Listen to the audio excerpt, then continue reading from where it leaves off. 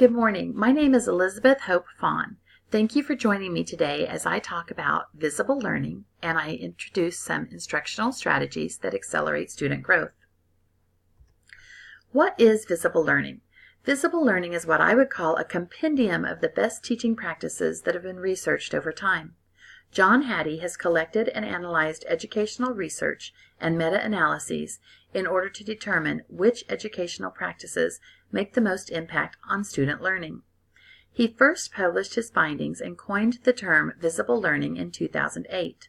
At that time, the body of research he utilized included more than 800 meta-analyses, more than 50,000 studies, and over 250 million students were involved. He initially identified a set of 150 practices that teachers utilize.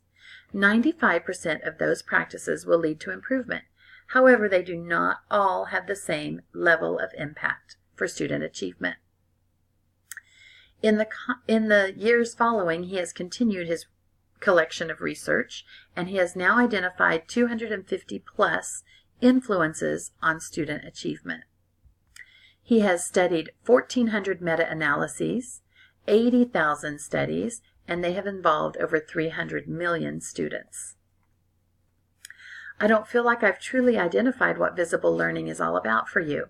The goal of visible learning is for the teacher to view learning through the student's eyes and for the students to become their own teachers.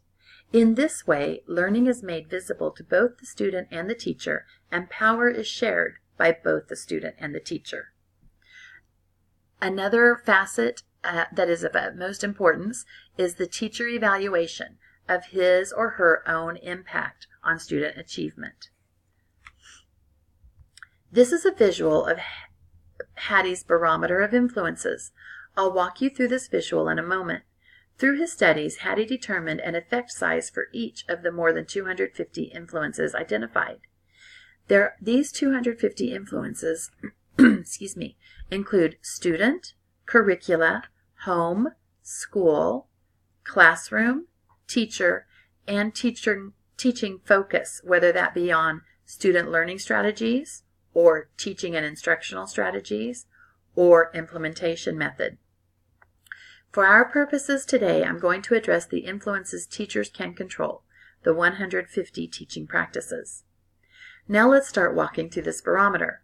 An effect size of 0.40 and greater is what we call the zone of desired effects, because at 0.40, a student will make 1 year's growth in 1 year's time.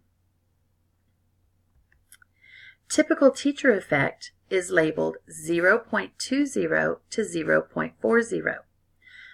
Unfortunately, most teachers implement practices that fall into this zone, which can result in an ever-widening gap in student achievement as they progress through the years of their educational career, because 0.20 represents a half a year's growth. The range from 0 to 0.20 is labeled developmental effects. These are effects that would occur naturally as the child grows and matures, regardless of what the teacher does.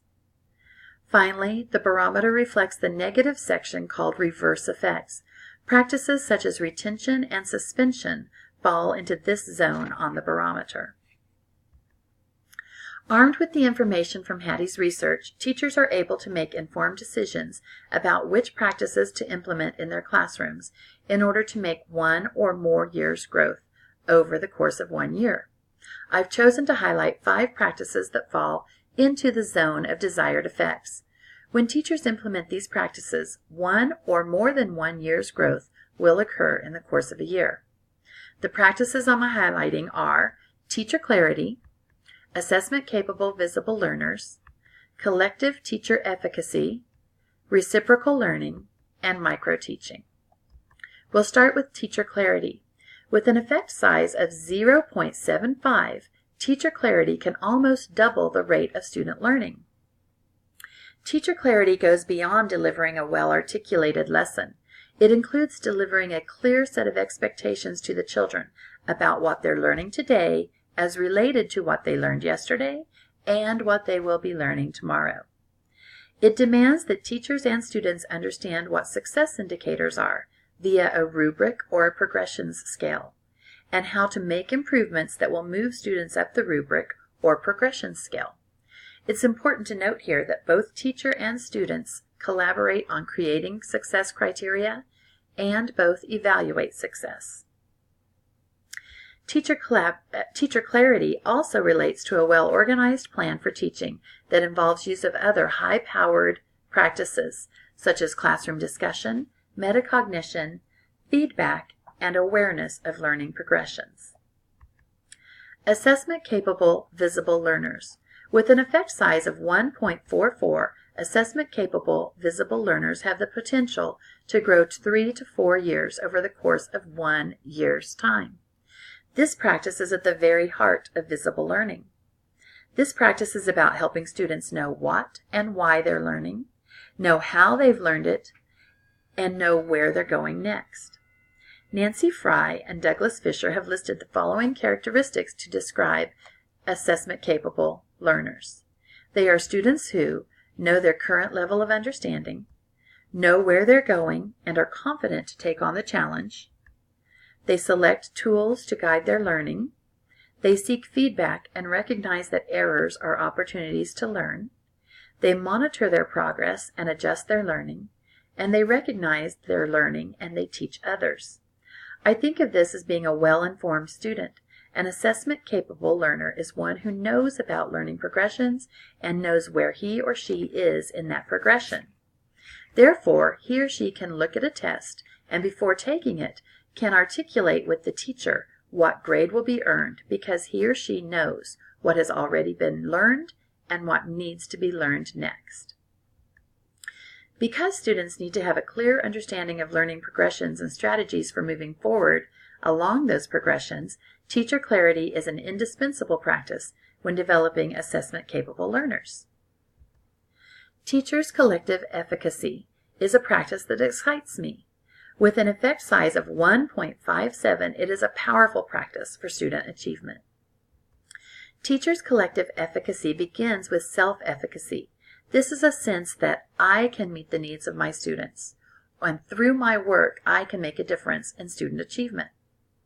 This self-efficacy grows into group efficacy, which involves a teammate or an entire team, and in the best of all worlds, the entire school community.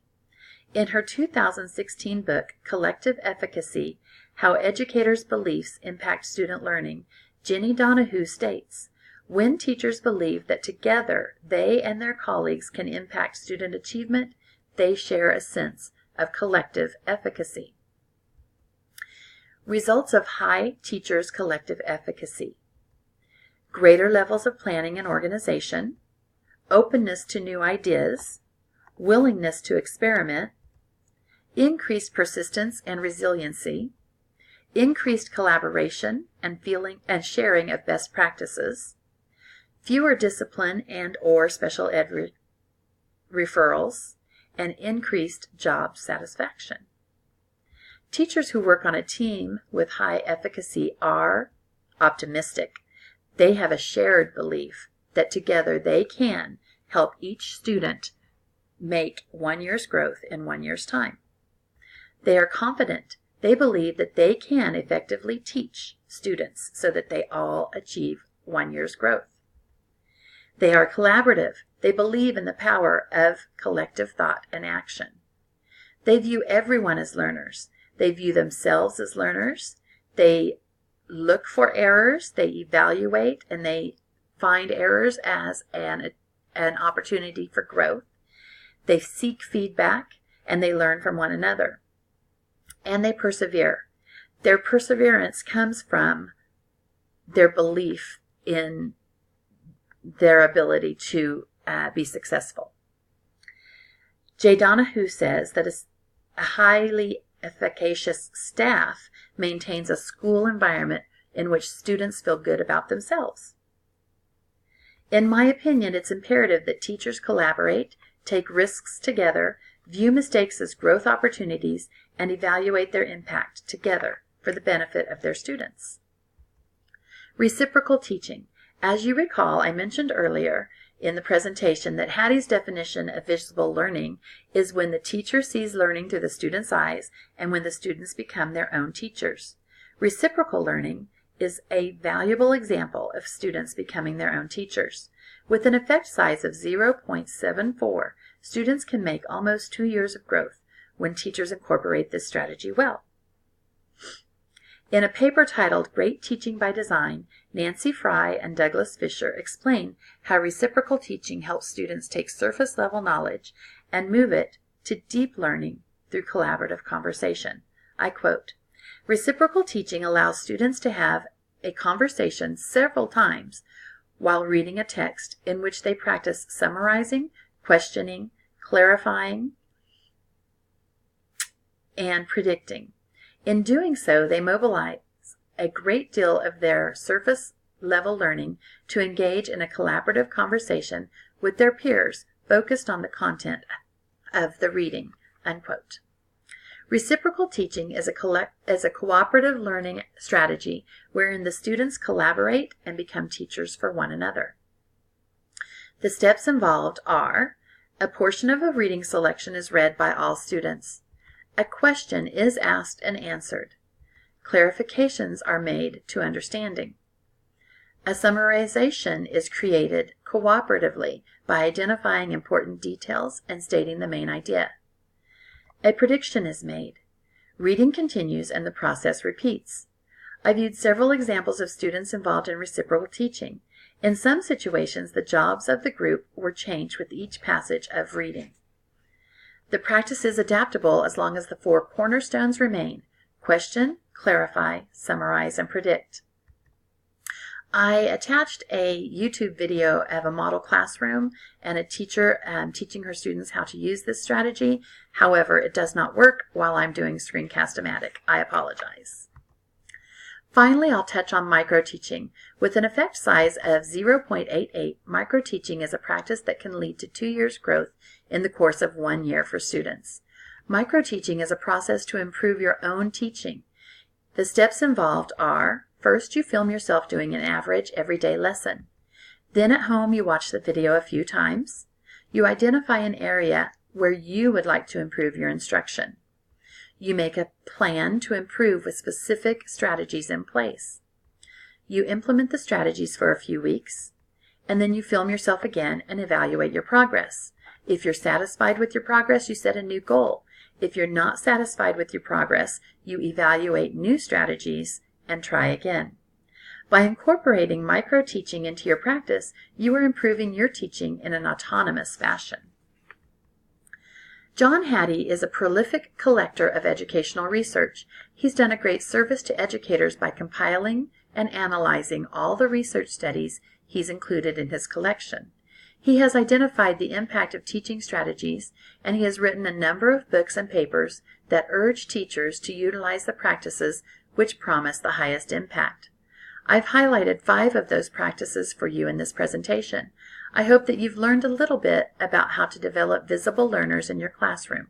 It is a fascinating and in-depth topic. If I can be of any further assistance, or if you have any questions, please don't hesitate to email me at hfawn@usd259.net. I would also highly recommend this class that I took, Instructional Strategies that Accelerate Student Growth, through Newman University. Thank you for your time today.